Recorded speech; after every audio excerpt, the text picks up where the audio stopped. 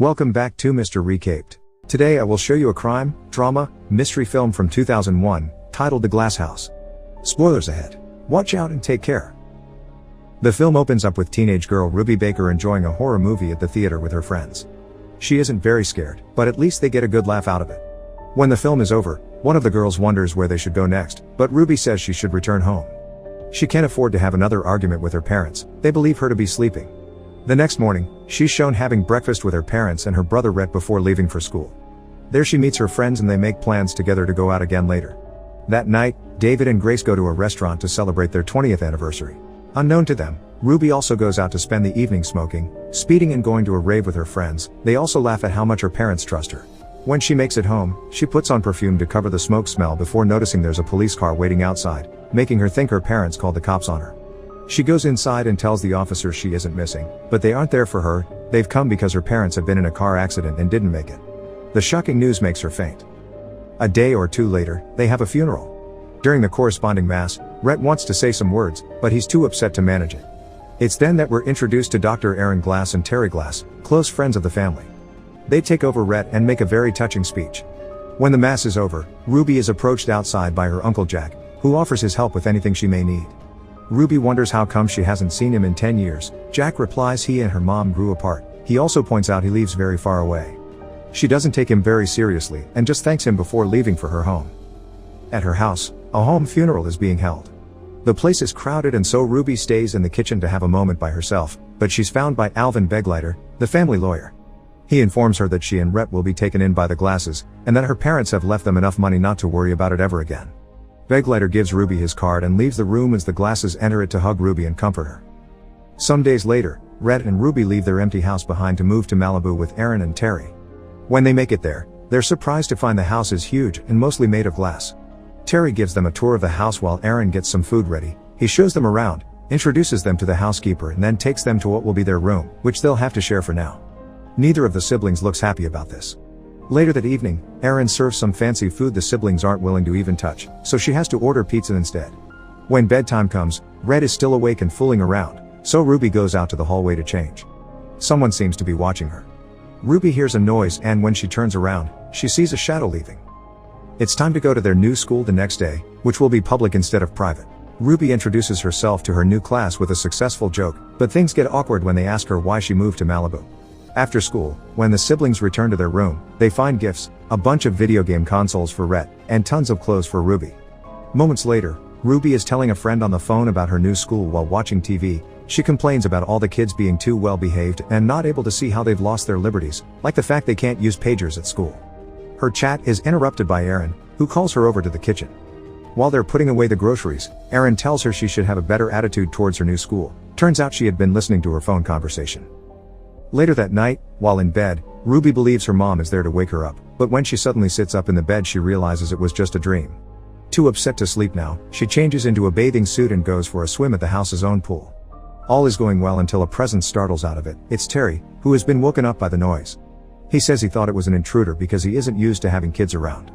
He helps her out of the pool and gives her a towel as he stares at her inappropriately. He bans night swimming from now on, since the glass allows all noise to go through, and says he'll start setting up the alarm at night.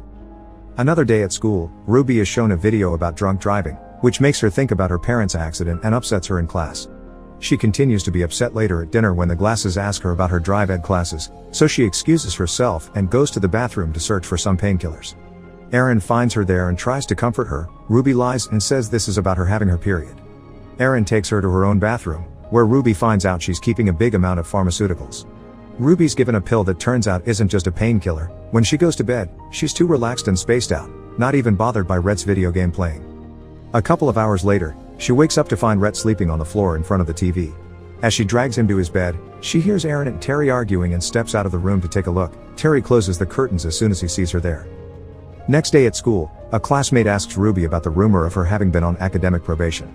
Ruby explains about the time she had gone partying instead of doing her homework, so she downloaded the essay from the internet and handed it in, but she was busted.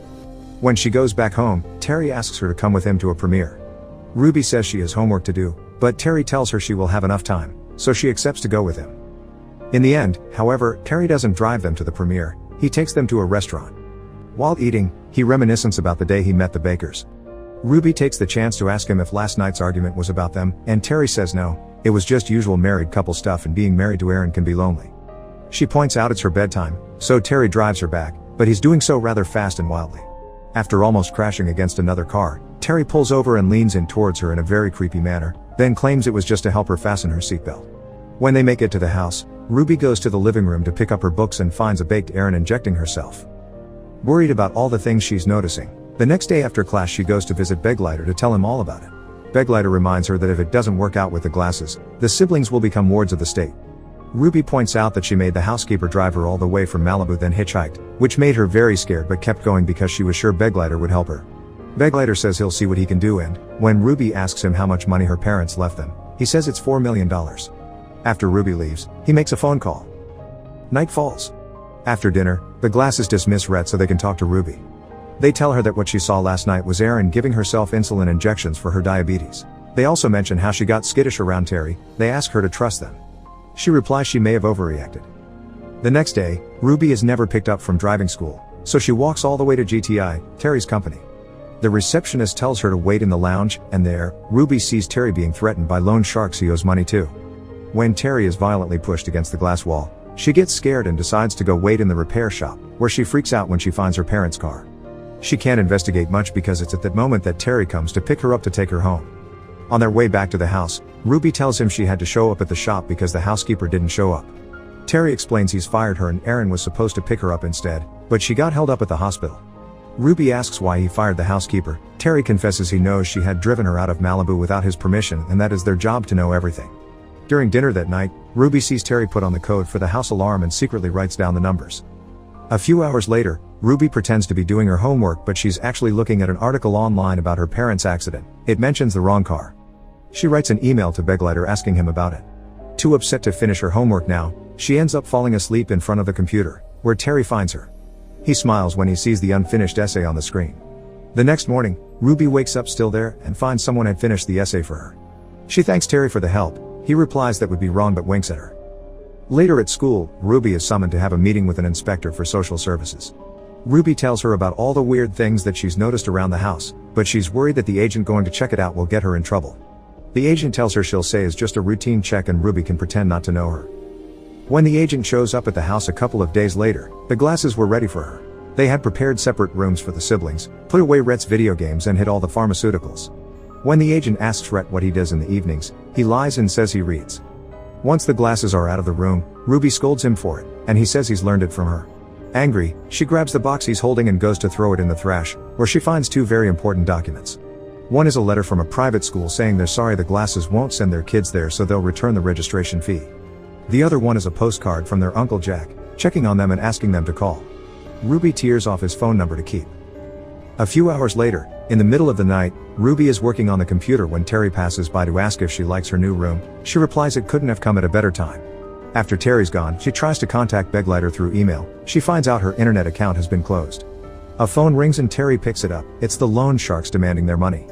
Ruby picks up a different phone to listen on the conversation and is almost discovered by Terry, but she hides just in time. She hears Terry mention he's found a new personal piggy bank. After Terry goes back to bed, Ruby uses a special code on the phone to find out where the call came from and save the number. At school, Ruby is unsettled, so she leaves the classroom to call Begleiter through the payphone. She tells him he hasn't gotten his emails because Terry busted her account, so he tells her what he's found out then. The BMW her parents drove the night of the accident belonged to Terry's company. It makes her think the accident was a trap prepared by Terry, but she cannot tell him this because her teacher interrupts the conversation to take her to see the vice principal. They found out her essay had been plagiarized from a book. They also somehow know she's done this before. The vice principal has already told the glasses about the incident and tells Ruby she isn't sure she can continue in that school. Later at home, Aaron tries to talk to Ruby about it, and Ruby blames Terry for it. But Terry says it's time she starts taking personal responsibility. It's 4 a.m. in the house when Ruby decides to leave her bed and change out of her pajamas. She goes to the living room, where she finds a flyer from an all-female boarding school before trying to reach her Uncle Jack on the phone, only to get the answering machine. With a plan in mind, Ruby steals Terry's car keys, wakes up her brother to make him come with her and, after turning off the alarm with the code she learned the other day, they take a car and escape the house. The noise wakes Terry up. The siblings can't go very far, however, because the highway is closed thanks to a mudslide. The cop that explains this to her is suspicious of her age and asks for her license and registration, which she of course doesn't have. The officer asks her to step out of the car just as the glasses arrive to take them back to the house. On the drive back, Ruby accuses Terry of having killed her parents for the money. He denies it, but he's clearly shaken by the accusation. When they reach the house, Ruby tries to run away as soon as she gets out of the car, but Terry drags her inside. They struggle until Terry manages to pin her to the floor, telling her that they don't need her because they also have Rhett and one kid is enough to get access to the trust. Ruby calls out for Aaron, who to show up but only to inject her with a sedative to put her to sleep. A quick cut to Ruby's old friends tells us a month has passed and none of them have heard from her. Back to Terry, he receives another call from the loan sharks but doesn't manage to buy more time. Getting desperate, he goes visits the trustee the next day to try to get some money under the pretense it is to build a new area for the siblings. The trustee is suspicious though, because he had gotten the school letter Ruby found in the trash faxed to him. Terry's request is denied. Meanwhile, in the hospital, Erin is lying about the amount of medicine her patients are taking so she can ask for more and steal it for herself. Her conversation with the pharmacy is interrupted when she's asked to go see the medical director. We find out later at the house that Ruby has been sedated all this time, and that Erin's losing her medical license for stealing the pharmaceuticals she uses to keep Ruby down and also her own addiction. Terry and Erin argue about their problems, and we learn Erin only became a junkie after Terry killed the Bakers. Erin wants out, but Terry says this is already done and they must contain the damage. He also says they need to get rid of Ruby, and since Erin doesn't have access to sedatives anymore, he leaves the house to see if he can acquire some himself. Erin still has one last secret syringe left. When she picks it up from its hiding spot, she finds some old homemade videos and decides to watch one. It's about her playing with little Ruby on the beach. Guilt takes over her, so Erin overdoses herself before going upstairs, where Ruby finds her body next to her on the bed the next morning. A few hours later, Terry returns to the house after having acquired some morphine and finds her wife's body. He also hears Ruby on the phone, giving someone their address. He goes after her, but she sneaks around and takes her brother with her to hide. While Terry continues to search the house for them, Rhett tries to leave through the front door only to be jumped on by Terry. He drags Rhett back inside, but Ruby hits him before running away with her brother. Terry catches up with them and captures them, then locks them up in the basement. The siblings find out there is a window down there and start working on destroying the net that covers it in with a wrench they find around. Meanwhile, Terry works on sabotaging his Jaguar. Through the window, the siblings see him pull out the Jaguar and park it outside before going back to the house to nap. Taking advantage of this, Rhett manages to escape through the now broken window and steal the keys from Terry. After he leaves, we see Terry had been awake the whole time and is only pretending to sleep. The kids leave the basement and see Terry on the couch. Ruby finds how easy this is, very suspicious. The doorbell rings then. Ruby hides with Rhett behind a wall and they watch Terry open the door for Beglighter, who's come personally because Terry wouldn't pick up the phone. He informs him the bank has blocked his guardianship account and there's an ongoing investigation. We learn then that it was Beglighter that had been informing the glasses of all of Ruby's moves, but only because he thought he could trust them since the Bakers did, and now he sees he may have been wrong. Ruby understands he had thought he was helping them. A red car suddenly parks outside and two men come out. They're the loan sharks. They enter the house and explain they were given a call by Terry's wife, but it was actually Ruby. They ask for the money. Terry says he doesn't have it and blames Beglighter for it. The lawyer tries to leave, but he gets stabbed by the sharks. Terry thinks that solves the problem, but the sharks don't leave. They want to take Terry with them in the Jaguar. As they go outside, Ruby tells Rhett to wait and sneaks out of the house. While they're tying up his hands with tape, Terry convinces them to take the Volvo instead of the Jaguar, but when they open the garage, they find the Volvo's tires have been slashed. Terry freaks out and the sharks cover his mouth with tape as well. One of them takes the red car and the other goes with Terry in the Jaguar.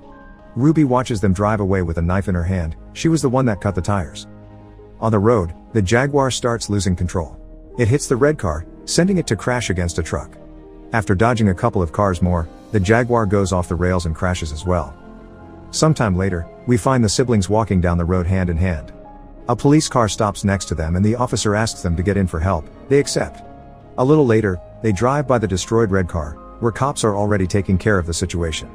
They keep going and find the second crash. The cop stops and leaves the car to investigate, but he is knocked out by Terry after he asks for reinforcements. Terry steals his gun and goes after the kids. When they see him, Ruby jumps on the driver's seat and desperately searches for the keys. Terry is almost on them when she finally finds them and starts the car, drives it back but suddenly stops. Rhett freaks out while Ruby remembers her parents' accident, so she tells him to buckle up while doing so herself before driving the car into Terry, killing him as he's about to shoot. The kids leave the car and hug as more cops arrive to rescue them. The movie ends with the siblings visiting their parents' grave together with their uncle, who promises them they'll have a good life. Make sure to subscribe and turn on notifications so you can watch more videos like this. Thanks for watching.